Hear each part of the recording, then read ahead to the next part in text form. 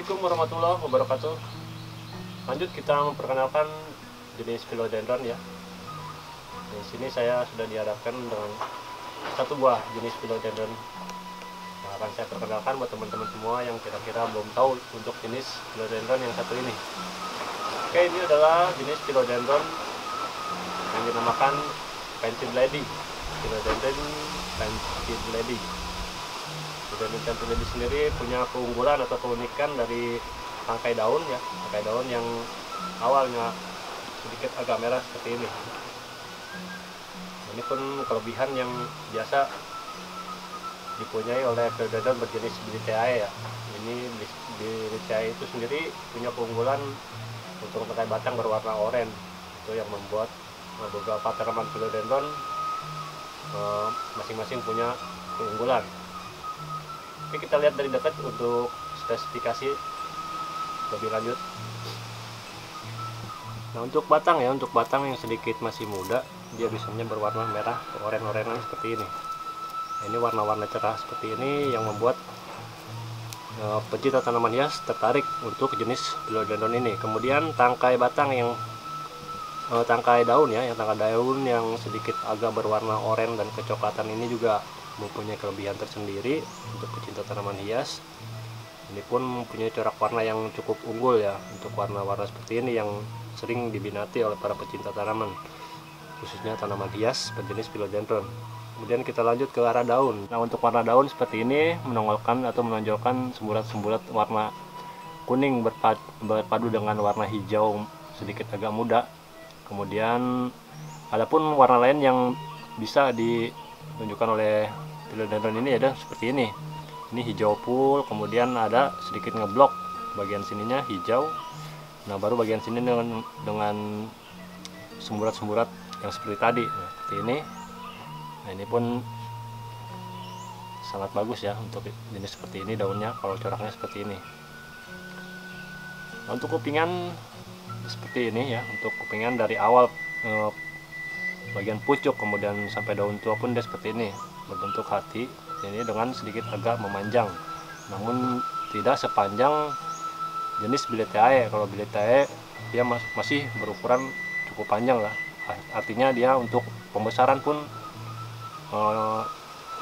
besarnya daun bisa mencapai 1 meter untuk philodendron Bilithiae. Sedangkan untuk philodendron painted lady ini standar aja, bentuk daunnya atau ukuran daunnya maksimal ya seperti ini.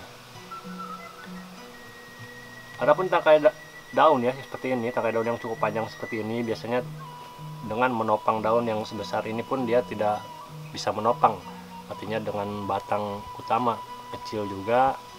Untuk ukuran seperti ini biasanya udah harus disiapkan penopang atau turus untuk membantu tanaman ini merambat ke bagian atas. Untuk kerambatan ke bagian atas teman-teman bisa menggunakan turus ataupun bambu ataupun kayu, karena untuk philodendron berjenis ini akarnya cukup mengikat untuk kayu atau turus lainnya yang bersifat agak sedikit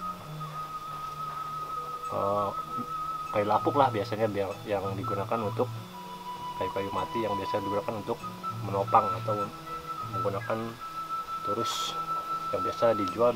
Bisa ada juga yang kisaran harga sekitar 10-25 ribu rupiah untuk turus-turusnya. Nah, dari keunggulan daun semburat-semburat seperti ini ya, ini diunggulkan juga batang-batang sedikit agak oranye dan merah, itu juga mempunyai sebuah keunggulan untuk philodendron. Jadi untuk batang berjenis seperti ini dan daun berjenis seperti ini pun cukup berbeda harganya dengan philodendron yang biasanya mempunyai satu warna saja, seperti philodendron moonlight ataupun beberapa philodendron lainnya yang tidak mempunyai spes daun seperti ini. Ini memang bukan padigata tapi memang bawaannya seperti ini. Nah, makin ke atas dia makin mewah untuk semburat-semburatnya. Jadi untuk harga pun dia lebih tinggi dari philodendron yang saya sebutkan tadi. Untuk besaran atau kisaran harga untuk tanaman sebesar ini biasanya dijual di lapak-lapak seharga 150-175 ribu rupiah. Adapun sistem perkembangbiakan teman-teman bisa lihat ini hampir semua jenis philodendron mempunyai akar-akar seperti ini. akar-akar angin seperti ini biasanya menancap kembali ke bagian media tanam. Nah itu kemudian dia mempunyai cabang-cabang dari akar-akar seperti ini menjadi akar-akar serabut. Nah itu teman-teman udah bisa potong atau propagasi untuk perbanyakan atau perkembangbiakan.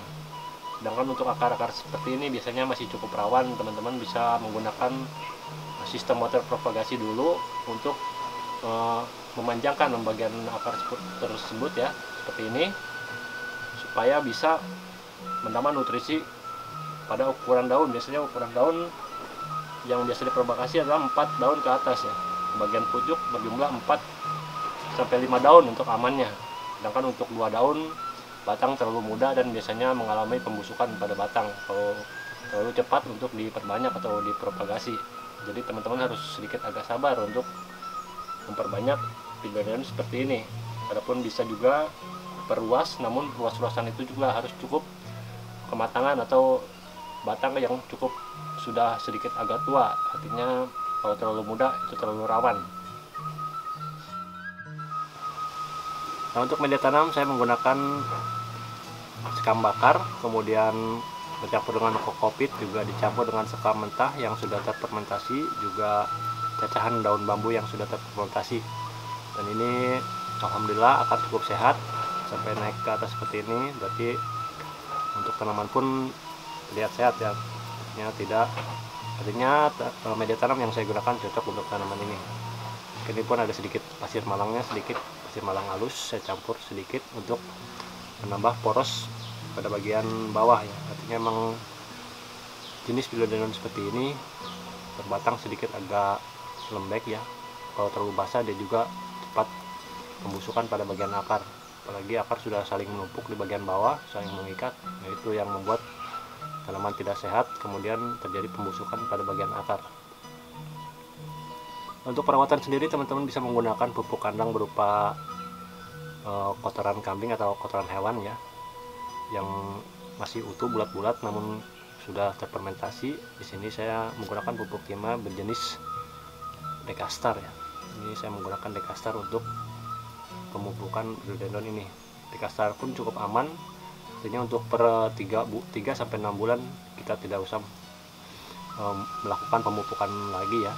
Karena untuk Dekastar, pupuk Dekastar biasanya slow release sampai umur 3 sampai 6 bulan.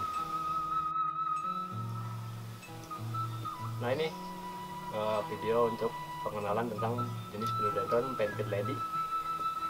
Kurang lebihnya saya mohon maaf untuk penjelasannya. Kemudian kita akan terus memperkenalkan beberapa jenis philodendron kembali ya, untuk teman-teman yang sekiranya belum tahu. Mudah-mudahan video kali ini juga mempunyai nilai edukasi buat teman-teman semua yang kiranya masih awam terhadap tanaman-tanaman berjenis philodendron. Oke, semoga terhibur dengan video kali ini. Salam dari saya, dari Bakat Tunas. Assalamualaikum warahmatullahi wabarakatuh. Sampai ketemu kembali di video selanjutnya.